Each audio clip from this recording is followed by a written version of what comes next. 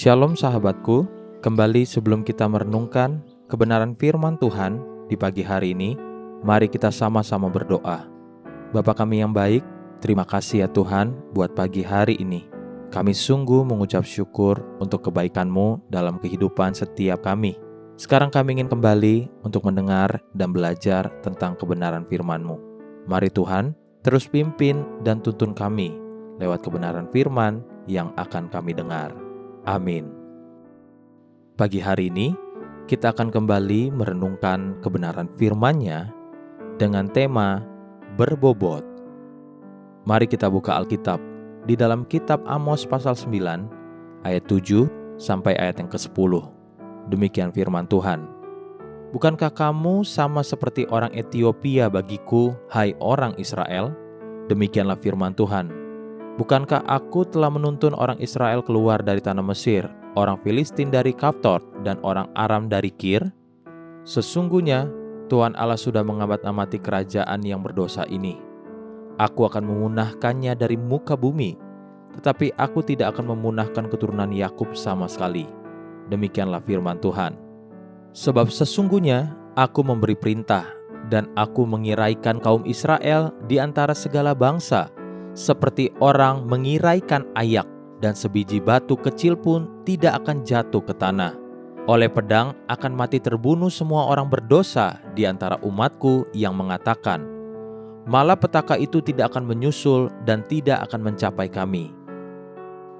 Ketika Tuhan berperkara, tidak ada satu orang pun yang dapat menghindari apa yang hendak dan sedang Tuhan kerjakan. Namun perkara penting yang perlu kita renungkan pagi ini adalah Tuhan benar-benar mampu dan rela menyaring guna memisahkan orang benar dan orang fasik. Ketika Tuhan memisahkan demi mempertahankan orang-orang benar dari antara orang fasik, apa yang Tuhan kerjakan tidak mungkin salah dan keliru. Kitab Amos menggunakan kata seperti orang mengirai ayak. Dalam kesempatan lain, Tuhan Yesus menggunakan kata seperti menampi gandum di Lukas pasal 22. Pada intisarinya, semua itu memiliki arti yang sama. Ada satu hal yang membedakan dan memisahkan penampian yang terjadi.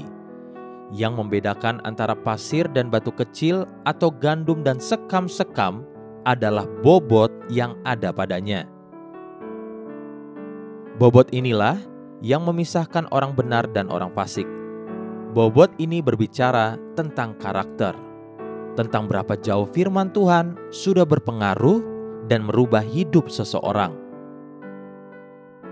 Pada zaman Raja Belsyazar yang dilukiskan di kitab Daniel pasal 5, sebuah penglihatan atau lebih tepat dikatakan sebagai sebuah penampakan yang sangat menggemparkan seluruh kerajaan, yaitu sebuah tangan yang menulis di dinding. Daniel pasal 5 ayat 25 sampai ayat yang ke-28 menerangkan, maka inilah tulisan yang tertulis itu, Mene, Mene, Tekel Ufarsin. Dan inilah makna perkataan itu, Mene, masa pemerintahan Tuanku dihitung oleh Allah dan telah diakhiri. Tekel, Tuanku ditimbang dengan raca dan didapati terlalu ringan. Peres, kerajaan Tuanku dipecah dan diberikan kepada orang Media dan Persia. Sekali lagi, yang membuat Belsyazar tertolak bukan karena kurang kemampuannya atau kurang kepandaiannya, tapi karena didapati terlalu ringan atau tidak berbobot. Hari ini, jika kita ditimbang Tuhan, adakah bobot yang akan Dia temukan pada kita? Haleluya. Sahabatku, mari kita sama-sama berdoa. Tuhan, terus ajar setiap kami agar kami mengingat firman yang baru saja kami dengar, dan kami terus melakukan kebenaran firman-Mu, agar Engkau dapati setiap kami memiliki karakter yang benar dan berkenan di hadapan-Mu. Amin. Jesus loves you and so do I.